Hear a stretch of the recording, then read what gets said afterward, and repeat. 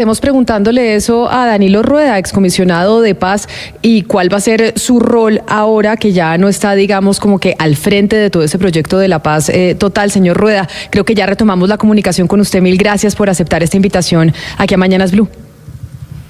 Un saludo a ustedes y a todos los que nos están escuchando, y lamento los problemas técnicos. No he escuchado a lo que se han referido con anterioridad.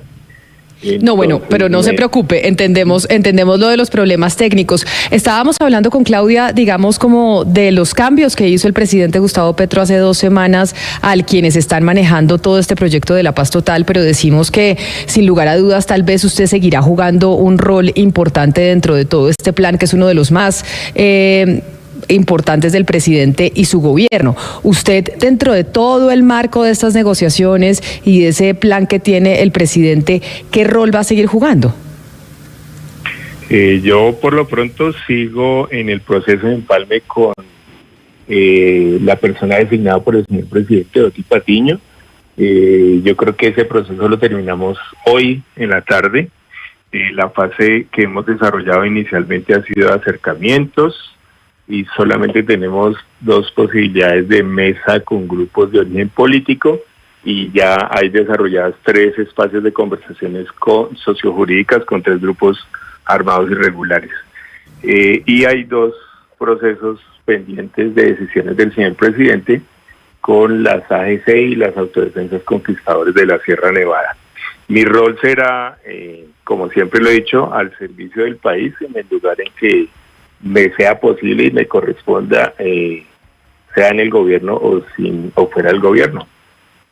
Claro, y precisamente por eso lo hablábamos con Claudia mientras mejorábamos la comunicación con usted, señor Rueda, y es que seguramente aquí no se acaba su función y su misión con el gobierno nacional y este proyecto de la paz total, porque pues igual usted ha venido trabajando en estos temas desde hace un buen tiempo. ¿Quiere decir que podría usted estar al frente de una de las otras mesas y de estas mesas que nos está mencionando que se están instalando?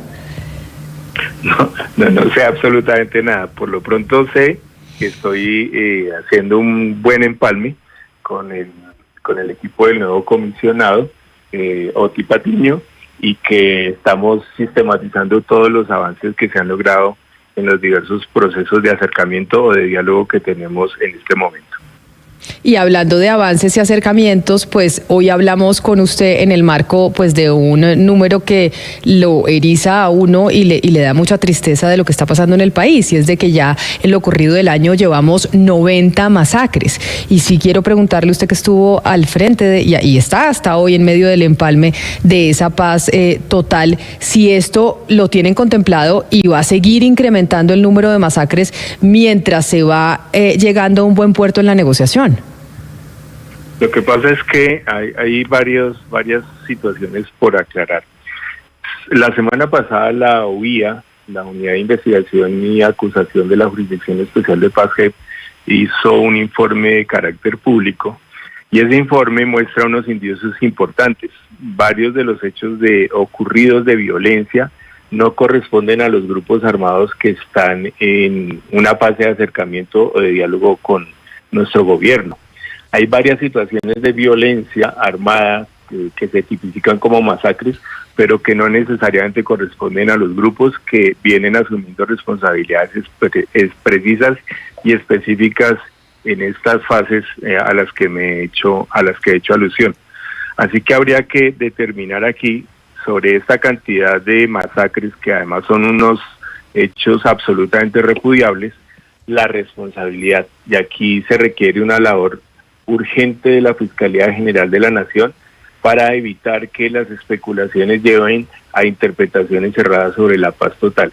La paz total, el propósito del presidente Gustavo Petro, por supuesto, sigue en pie, pero de ese proceso ni es en impunidad, y tampoco significa que aborda todas las dinámicas de violencia donde se producen determinadas masacres. Hay algunas masacres de estas 90 que muestran cómo hay una situación de una cierta cultura de las violencias que está legitimada en la sociedad, y en determinadas condiciones y circunstancias están ocurriendo este tipo de hechos, insisto, lamentables, pero que no corresponden a los grupos que están necesariamente participando en los propósitos de la paz. Y si cualquier hecho es imputable a un grupo de estos, por supuesto, además de que debe iniciarse la investigación pertinente, recibe nuestro rechazo y es un traspiés en la construcción de la paz. Sobre eso quiero preguntarle, señor Danilo Rueda. Usted dice estos no van a ser unos procesos de impunidad, y eso es lo que finalmente pide el pueblo colombiano, no solo con este proceso, sino con los anteriores. Pero la pregunta es, ¿qué tanto los grupos con los que usted alcanzó a formalizar negociaciones o adelantar conversaciones para hacer negociaciones entienden eso? Porque la percepción, creo no equivocarme si digo mayoritaria, es que el Estado como negociador está en una posición débil, y uno lo ve cuando, por ejemplo, salen los del llamado Estado Mayor Central a decir no confiamos en el gobierno, o cuando el ELN no le responde la carta a Oti Patiño para que se reunieran antes de la apertura del 5º ciclo. Es como que los grupos al margen de la ley sintieran que ellos son los que tienen la sartén por el mango y no el gobierno. ¿Qué dice usted acerca de esa, o por lo menos de esa percepción de que el gobierno está, y usted deja las conversaciones en una situación de debilidad? No, yo creo que hay que tener claro que son momentos de todos los procesos. Esto es inédito porque son 8 procesos simultáneos, con distintas características de grupos armados irregulares y con distintos intereses. Entonces, tratar de mantener una situación de simultaneidad es lo complejo y también lo novedoso. 1. 2. En todos los procesos de construcción de paz siempre se presentan crisis. Esta no es una novedad. En el caso del proceso que hay con el Ejército de Liberación Nacional, hay unas líneas planteadas desde nuestro gobierno que no se pueden romper, y esto significa ya en este momento una discusión del método de cómo se va a resolver esos 2 puntos que se encuentran en controversia, pero no es ninguna debilidad. Yo insisto que dialogar no es debilidad. Dialogar tampoco significa que la fuerza pública haya, con cese o sin cese de fuego, dejado de ejercer la violencia legítima que le corresponde, y tampoco ha significado que los aparatos judiciales y las instancias estatales dejen de funcionar. Entonces, excomisionado. Sí, perdón, excomisionado, es que ahí quiero que nos detengamos un momento en la fuerza pública, precisamente porque a veces da la impresión, o pues mientras estaba usted como comisionado, que había una desconexión entre usted y el ministro de Defensa, el doctor Iván Velázquez, porque usted está diciendo todo lo que pasa en unos procesos de paz. Claro, una de las cosas que pasa en todos los procesos de paz, señor Rueda, es que hay que apretar, porque si no se aprieta a estos grupos criminales, pues por supuesto van a seguir haciendo lo que quieran. Entonces uno siente con frecuencia, que había unos cables ahí que no se juntaban entre usted y el ministro Iván Velázquez. No, toda la construcción de paz se basa en 3 pilares. Primero, unos programas sociales y ambientales del gobierno que están enfrentando una histórica y profunda desigualdad que ha permitido que muchos jóvenes se vinculen a diversas violencias armadas a lo largo y ancho del territorio colombiano. Segundo, un ejercicio legítimo de la fuerza con unas operaciones de inteligencia cualificada y de operaciones en todo el territorio colombiano, en particular frente a las fuentes de las violencias armadas que son las economías ilícitas. Y tres, una posibilidad de conversaciones o escenarios de diálogo con diversos grupos armados que tengan unas características, y eso es lo que se ha venido desarrollando. En ningún momento ha habido una incomunicación, ni siquiera cuando ha habido ausencia de mecanismos de monitoreo y verificación, o ni siquiera cuando ha habido no ha habido ceses de fuego, hubo ausencia de comunicación con el ministro de Defensa. Muchas de las fases de acercamiento tuvieron incluso presencia de integrantes del Ministerio de Defensa, así que no es cierto tal desconexión.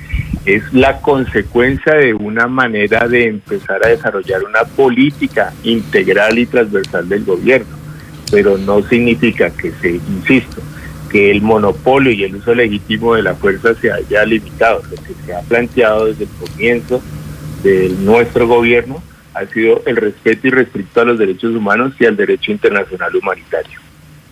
Pero quizá esa pregunta que hace mi compañera Ana Cristina Restrepo, excomisionado, obedece, entre otras cosas, a episodios como el que sucedió antes de las elecciones regionales, en donde se anunció que la Registraduría y el Consejo Nacional Electoral iba a permitir en la inauguración de esos comicios electorales la presencia de las disidencias en la instalación, y que en su momento, pues entonces, lo único que hubo fue un comunicado de Camilo González Pozo asumiendo la responsabilidad, pero lo que evidenció en todo ese episodio es sí una desconexión entre las partes, porque las fuerzas militares no sabían absolutamente nada de que eso se iba a dar, porque además fue un anuncio formal que incluso hicieron también desde las propias disidencias. Entonces, episodios como ese en particular, que yo creo que fue como la gota que rebosó la copa, o una de las gotas que rebosó la copa de toda esta situación, ¿cómo se explican si no es por falta de comunicación?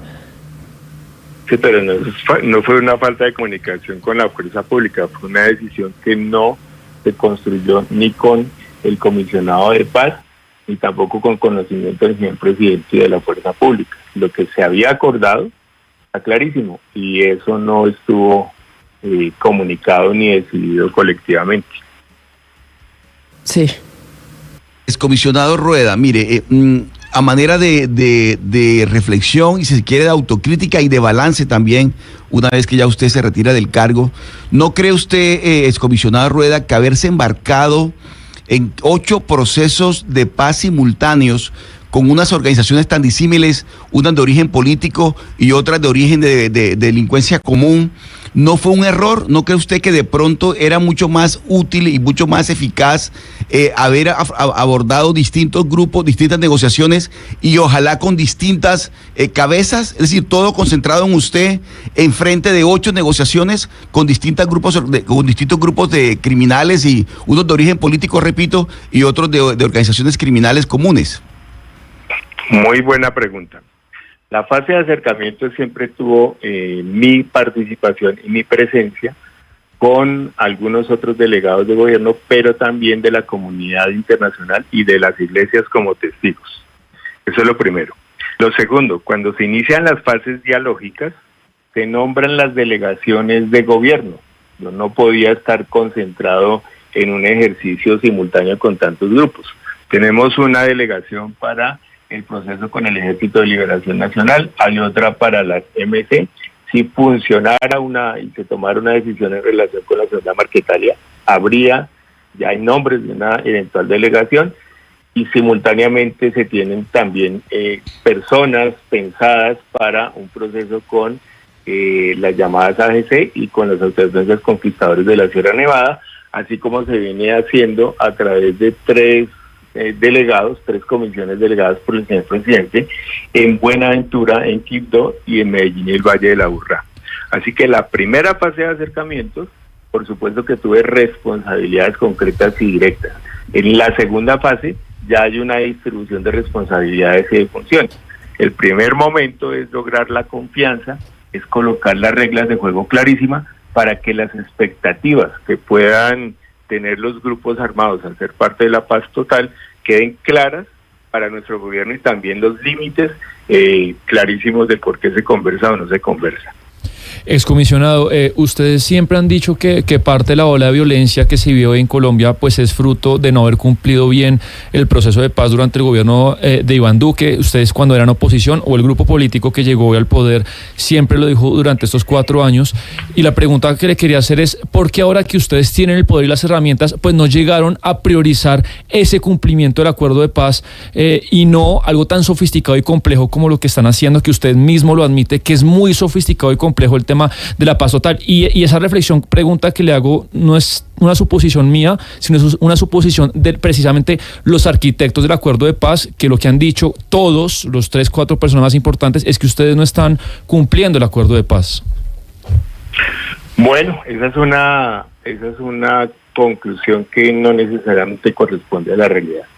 ¿Qué nos encontramos el 7 de agosto? Nos encontramos con una ampliación en términos de la extensión territorial y de los hombres integrantes del Ejército de Liberación Nacional, una agrupación disidente no firmante del acuerdo de paz, con más de cerca de 2.500, 2.800 hombres, Nos encontramos con un grupo FARC en una Marquetalia con cerca de 2.000 hombres.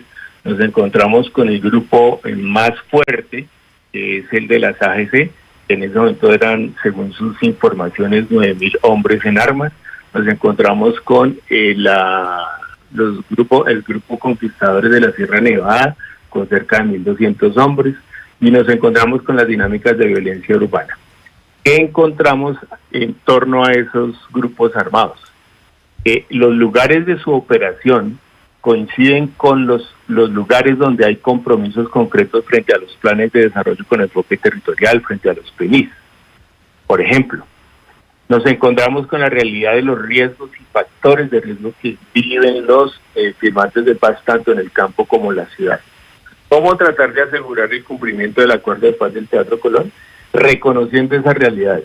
Segundo, reconociendo el rezago que fue documentado por la Contraloría General de la Nación.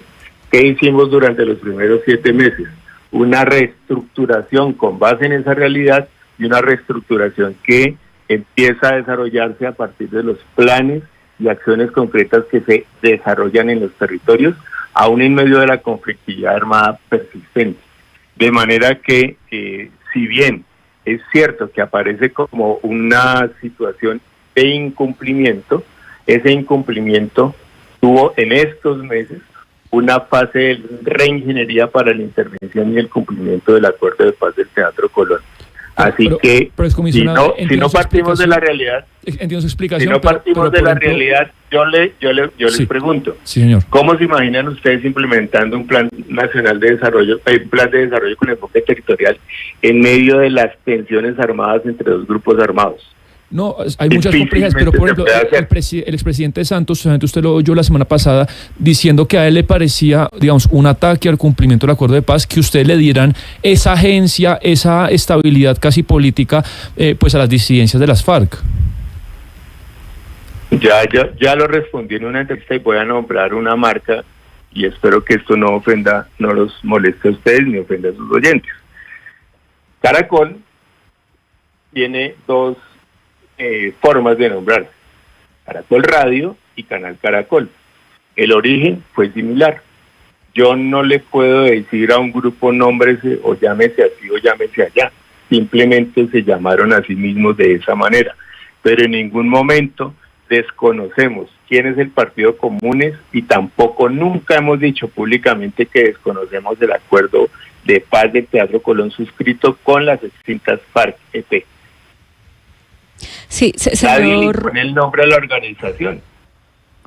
Ok, para ustedes ellos, pero simplemente esto, para ustedes ellos son la guerrilla de las FARC, o digo para ustedes porque usted pues todavía ostenta el cargo, o son las disidencias de las FARC. No, se llaman a sí mismos Estado Mayor Central de las FARC, que comúnmente se conoce como disidencias de las FARC, disidencias de las FARC que no firmaron el acuerdo de paz. ¿Quiénes conforman esas disidencias de las FARC? Algunos grupos de personas que firmaron el acuerdo de paz, algunos que no firmaron el acuerdo de paz, y un sector de movimientos sociales que no se sintieron reflejados en el acuerdo de paz en su momento. Ya, bueno, permítame retomar lo que le estaba preguntando mi compañero Sebastián, porque es que mire, aquí en este programa desde enero de este año, y eso fue en una entrevista en ese momento con el señor Timochenko, hablamos de que cómo los firmantes del acuerdo se estaban sintiendo desprotegidos por este gobierno, y pusimos varios testimonios de personas de la CTCR que dijeron, mire, los proyectos productivos que estábamos avanzando, todo eso se frenó, lo de las viviendas se frenó, es decir, nos fuimos al detalle para no quedarnos simplemente en que hay una idea política o unos celos de las antiguas FARC con respecto a las prioridades que este gobierno tiene, y recogimos los testimonios y después hablamos con el Instituto Kroc, con el señor Carlos Ruiz Massieu de Naciones Unidas.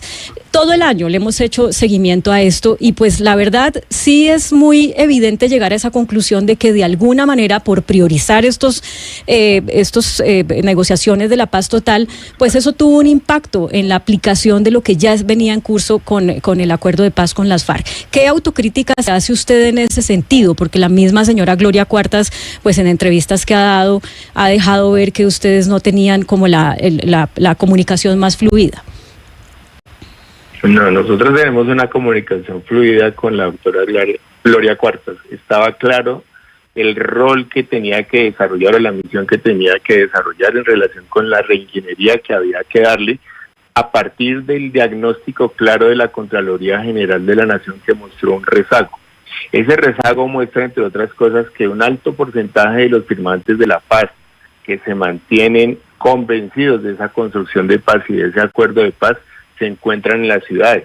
Eso significó replantear una política de atención en el proceso de reincorporación en sectores como las ciudades. Segundo lugar, se ha aplicado en el desarrollo de esa reingeniería una titulación de tierras que no se había logrado en años anteriores. Así que, vuelvo a repetir, tuvimos 7 meses de reestructuración para dar respuesta y en este momento ustedes pueden verificar en los territorios si la situación no ha sido cambiante en materia de la respuesta de nuestro gobierno en relación con el acuerdo de paz del Teatro Colón. Comisionado Rueda, excomisionado, yo pues quiero quedarme un poco ahí en la doctora Gloria Cuartas y su papel, porque le quiero decir 2 cosas. A ver, ahí primero, pues con respecto al asesinato de firmantes, primero hay un estado de cosas inconstitucional, eso lo declaró la Corte Constitucional sobre la seguridad de los firmantes, y en segundo lugar, pues la JEP lo llamó usted a rendir cuentas, como también lo hizo alguna vez con el señor, por ejemplo, con el señor Archila, que también lo hizo. Cuando lo llamó la última vez, o la vez más reciente que lo llamó, usted prácticamente le echó todo el agua sucia a Gloria Cuartas, como si ella fuera responsabilidad, como un poco, incluso usted no pudo asistir, era presencial, usted no pudo asistir en otra parte, pero lo que estaba haciendo, y eso dio la impresión, muchos conversamos de eso, era como echándole todo el agua sucia a Gloria Cuartas. ¿Qué pasa ahí? O sea, ¿cuál es esa forma de digamos, de comunicación interinstitucional en que no se aceptan responsabilidades, sino que es tirándose la pelota para otro lado? No, a ver, yo no le eché ningún agua sucia a la doctora Gloria Cuartas, y si usted lo puede probar, me gustaría que demostrara cuál fue mi actitud frente a esa audiencia. En segundo lugar, la legitimación, el valor de la doctora Gloria Cuartas ha sido el desarrollar la estrategia que fue trazada desde el comienzo del desarrollo de su cargo frente a la unidad. Yo a ella la propuse y el presidente aceptó que ella estuviera en cabeza de la unidad de implementación.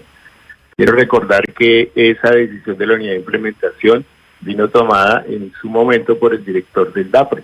Nosotros asumimos la responsabilidad sobre esas bases y la designación de ella fue bajo mi propuesta, porque yo la conozco a ella de muchos años atrás, tenemos una relación de haber trabajado en regiones conflictivas y sé de su disposición y su capacidad para dar respuesta a un reto tan grande como significa el responder al acuerdo de paz del Teatro Colón. Así que yo disiento de la forma como se ha afirmado que yo le eché el agua sucia. Si ustedes revisan claramente el desarrollo de esa audiencia, que además estuvo antecedido de malas informaciones y sin contexto, nosotros respondimos a varios de los aspectos que allí se habían planteado. Además de que lo hicimos por escrito, yo comparecí verbalmente desde la distancia porque tenía un conjunto de responsabilidades previas a la citación de la JEP. Se aclaró la responsabilidad que tenía la doctora Cuartas en materia de la delegación del señor presidente para los asuntos de la unidad de implementación. Así que en ningún momento ni hubo un desconocimiento de ella, como que yo le estuviera echando el agua sucia o asumiendo que ella es la responsable. No, esta es una responsabilidad que por supuesto yo asumo, pero que tiene unas delegaciones específicas por el propio presidente de la República. Y hablando precisamente de responsabilidades y de los diferentes procesos, señor Danilo Rueda, digamos como que una de las negociaciones o la negociación más importante para mucho debería ser la del ELN. Sin embargo, pues diferentes voces, incluso esta mañana, por ejemplo, estábamos hablando con Camilo Gómez, ex comisionado de paz en estos temas, con el gobierno de Andrés Pastrana y ex director de la Agencia Jurídica del Estado, y decía, ya es que, ¿por qué se tiene que seguir negociando con el ELN? Cuando es evidente y es clarísimo que no hay una intención de paz de parte de esa guerrilla, y así lo manifiestan incluso algunas personas que han sido cercanas a las negociaciones con ese grupo al margen de la ley. Usted que estuvo al frente y que hasta hoy está al frente también de eso y del marco de la paz total, ¿por qué o qué le diría a aquellas personas que dicen que el ELN realmente no tiene intención de paz? Porque usted les diría que sí y que sí vale la pena seguir con esa negociación.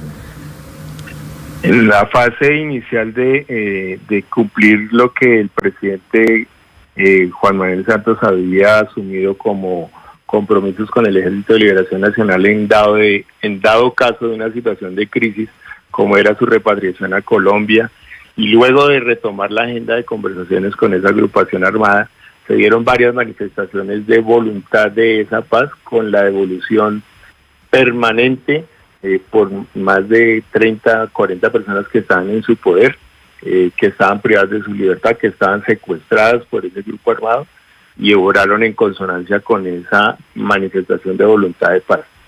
Adicionalmente a esos hechos se presentaron algunas acciones de respeto a la población civil, acciones que fueron monitoreadas por nuestra oficina de paz, lo que daba cuenta de la posibilidad de reiniciar un diálogo muy concreto y específico con esta agrupación armada.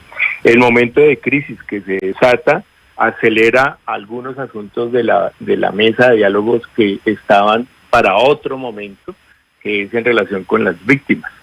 Y esos asuntos que muestran una crisis en términos no de los temas por abordar, sino en acelerar el tiempo para abordarlos, es lo que hoy se está desarrollando por parte de nuestra delegación en México. Claro. Y para eso...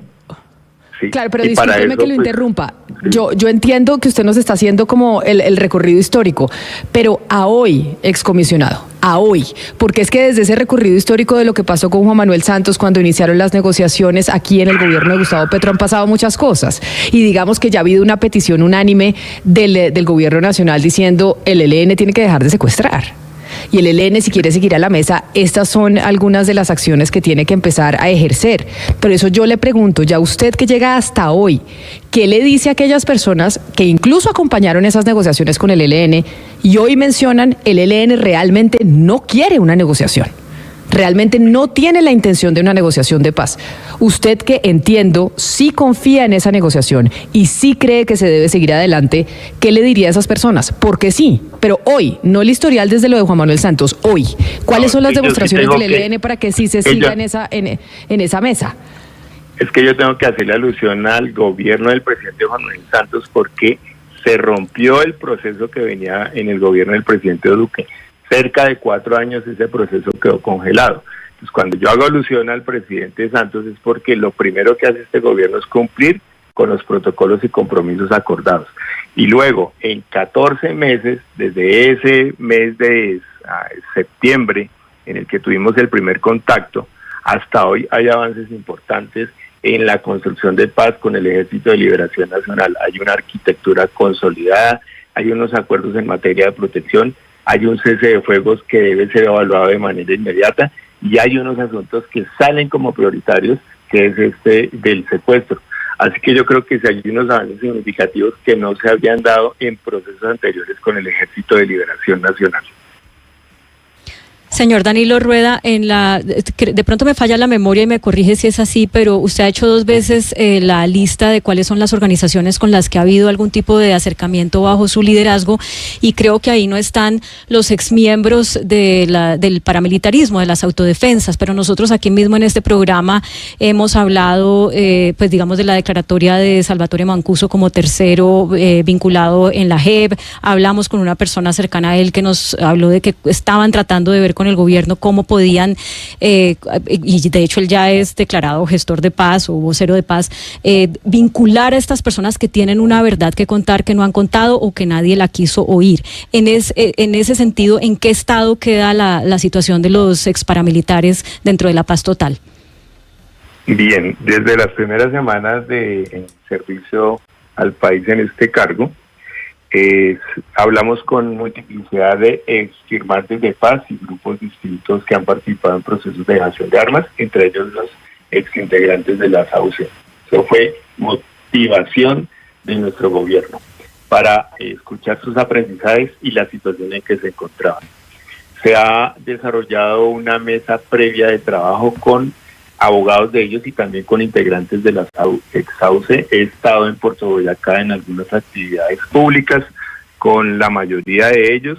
He tenido contactos también en las cárceles y ya hay una mesa técnica diseñada que queda en manos de nuestro nuevo comisionado de paz, Oti Patiño, para desarrollarla. Esa mesa técnica tiene asuntos, como usted muy bien dice, en relación con las verdades denunciadas por ellos y que ha sucedido con la justicia ordinaria. Un segundo tema que tiene que ver con los bienes, en dónde están esos bienes que ellos aportaron para la reparación de la víctima. Uno tercero tiene que ver cómo resolver las situaciones jurídicas, ya que ellos se encuentran ya algunos 17 años de años desde la aplicación, desde el inicio de la ley 975, en procesos judiciales sin que haya un cierre frente a esa investigación judicial ni haya definiciones. Así que hay algunos asuntos que serán muy importantes de abordar con los ex-SAUC. Excomisionado Rueda, yo le quisiera preguntar por las mesas urbanas. Yo le estoy hablando desde Medellín y desde la misma campaña de la alcaldía del alcalde electo Federico Gutiérrez, pues él ha estado muy opuesto a que se hable con esas estructuras, porque él mismo dice fueron las estructuras que estuvo combatiendo cuando fue alcalde por primera vez. Está muy digamos, contrapuesto y fue parte de su campaña oponerse a esas mesas de negociación urbanas. ¿Usted qué futuro le ve a la mesa urbana? Pertinentemente las de Medellín. Bueno, yo creo que hay un desconocimiento por seguramente problemas de comunicación, pero yo creo que cómo se combate las violencias. Uno las puede combatir evidentemente con el aparato judicial, las combate uno con la inteligencia policial, en este caso los grupos armados que operan en Medellín y Valle de la Aburrá. Si ubicamos su origen, son y vienen de la época de Pablo Escobar y luego de Don Berna. Varios de ellos participaron en las desmovilizaciones que se dieron a través de la ley 975 y mantuvieron sus operaciones aún hasta el día de hoy. La gran pregunta es cómo logramos reconstruir un Estado de Derecho para toda esta ciudadanía de Medellín y Valle de la Aburrá. ¿Solamente con la represión? ¿Solamente con medidas de investigación judicial? ¿O es también importante habilitar un escenario para tratar de que puedan transitar al Estado de Derecho con unas garantías judiciales en el que el centro están los derechos de las víctimas y transformaciones territoriales? Y esas transformaciones territoriales se dan a partir del reconocimiento de la verdad, una verdad que a veces es esquiva y por la cual muchos de los procesos tienen tantos tropiezos y tantos cuestionamientos, porque hay un temor a la verdad. Pues es el excomisionado de paz, o comisionado de paz hasta hoy, porque dice, nos menciona desde el comienzo de la entrevista que hoy terminan el empalme con Oti Patiño y toda esa transición que se hará entre una y otra dirección. Señor Danilo Rueda, mil gracias por haber aceptado esta entrevista y esta comunicación con nosotros hoy en Mañanas Blue, sobre todo en el marco de una semana que comienza muy triste con el cumplimiento de 90 masacres en lo que va ocurrido de este año, y por eso pues nos parecía pertinente por esta y muchas otras razones poder hablar con usted y contar con sus declaraciones en estos micrófonos. Feliz resto de semana para usted. Muchas gracias, lo mismo para ustedes, y esperamos que nunca más este tipo de hechos de violencia se sigan repitiendo en nuestro país.